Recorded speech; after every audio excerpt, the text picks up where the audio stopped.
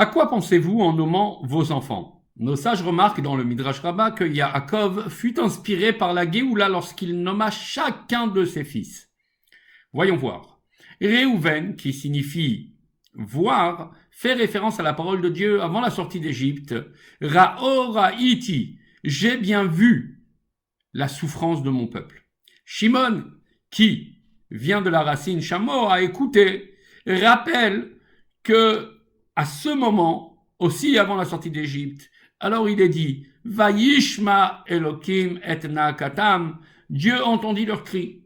Lévi, qui signifie rallier, fait référence à ce que Zacharia nous annonce. Venilvu elecha, veishaltucha, de nombreuses nations se rallieront. Yehuda est le symbole de la reconnaissance. Cela correspond à la prophétie de Yeshaya, Odcha Hashem ki anaftabi. Je te remercierai Hashem. Yissachar fait écho aux paroles d'Hachem à Rachel. Yesh sachar lefoulatech. Il y aura une compensation à tes efforts. Cette parole qui se trouve dans le livre de Yirmia. Zevulun, rappelle, fait référence à la demeure, le Zvoul, pour lequel le roi Salomon a dit à Hachem dans le livre des rois, j'ai construit pour toi Beth Zevul, une demeure.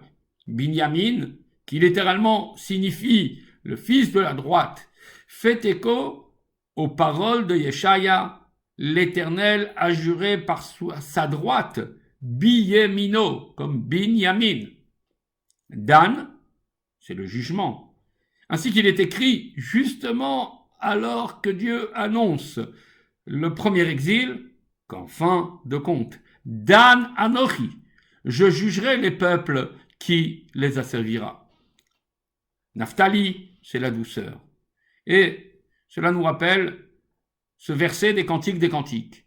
Nophet, tes lèvres distilleront la douceur du miel.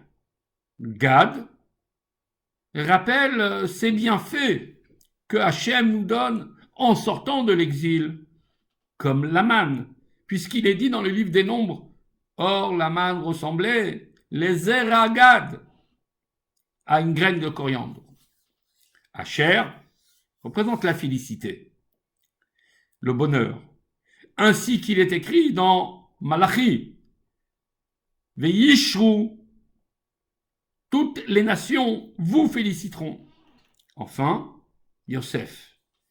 Yosef rappelle l'ultime délivrance, puisqu'il est dit dans Yeshaya, ce jour-là, Dieu, Yosif, répétera et étendra sa main une seconde fois après les premières délivrances, une seconde fois et une ultime fois pour reprendre possession du reste de son peuple.